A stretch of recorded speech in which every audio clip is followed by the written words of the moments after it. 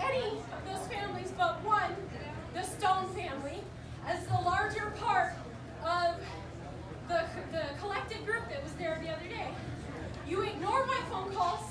You sent me a flag with thoughts and prayers to my daughter, addressed to myself and my ex-husband. He was abusive, and we've been divorced for 3.5 years.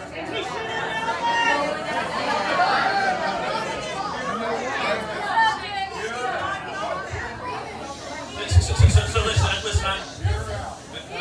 It's public record, and a 5-minute phone call to Santa Fe ISD would have told you that. And you still have not introduced common sense reform. Okay, so ma'am,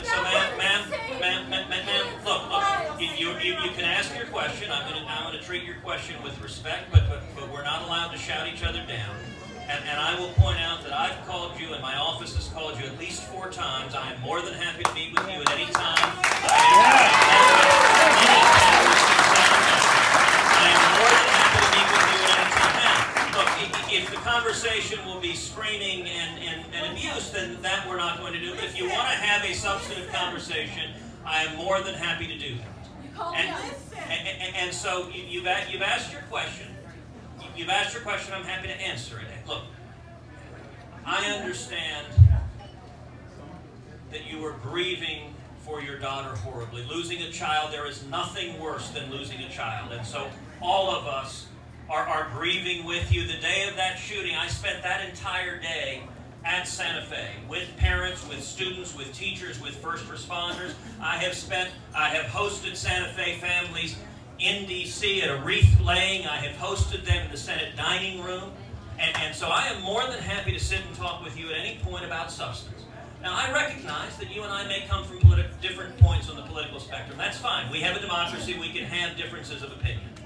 I can tell you, actually, your question and Scott's question are both coming at the same policy issue, which is what should we do to prevent horrible mass murders like what happened at Santa Fe, what has happened at far too many schools in far too many places in the country. How do we make our schools safer? How do we protect against mass murders?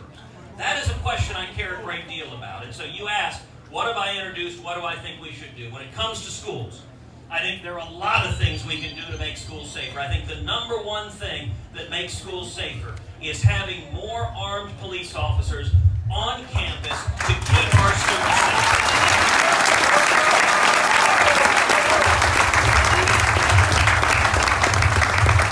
The number one thing that stops a bad guy with a gun is a good guy with a gun.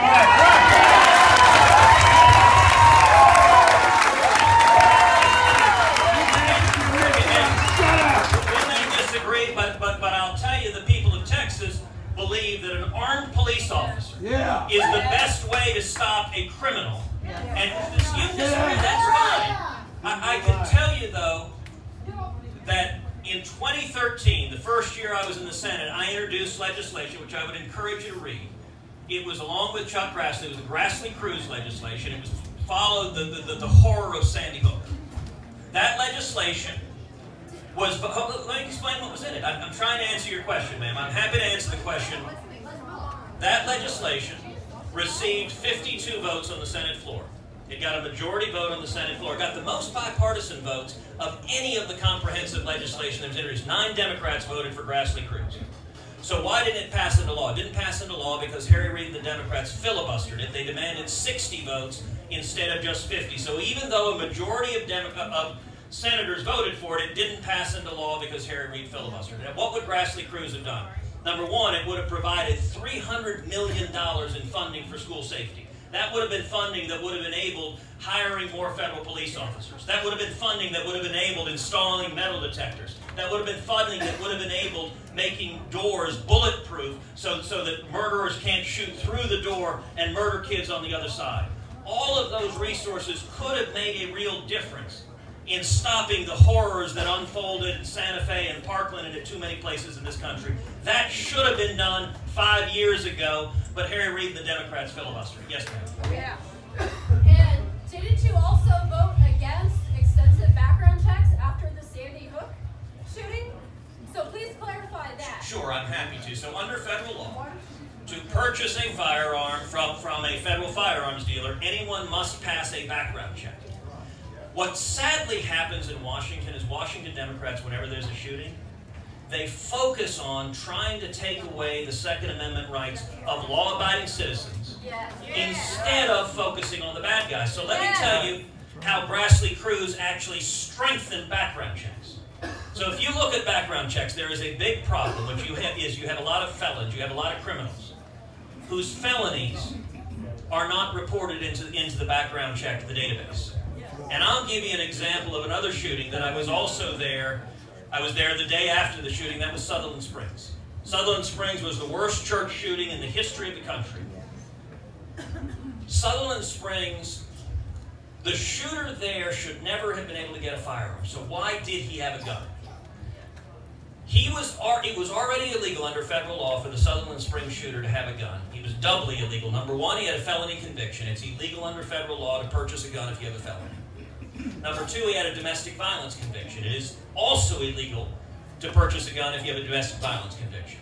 So why is it that he was able to buy his gun? Well, because the Air Force, under President Obama, never reported his conviction to the database. They just failed to report it, which meant that when he went into a gun store, he filled out a form. And he lied. He lied twice. He checked, no, I don't have a felony conviction. He checked, no, I don't have a domestic violence conviction. They ran his background check, and it came up clean because his conviction had never been reported. That's why he got a gun. Now, what did Grassley Cruz do? Did two things that are really important on this. Number one, it directed the Department of Justice to audit every federal agency to make sure that the felonies are reported to the background check system. That would have meant the Air Force would have caught this conviction, and it would have been in the database. Number two, though, and this is even more upsetting, for far too long the Department of Justice has not been prosecuting felons and fugitives who try to illegally buy a gun. So, for example, let me tell you the stats from the year 2010.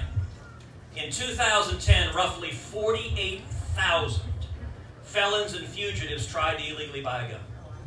Of those 48,000, the Obama Justice Department prosecuted 44 of them.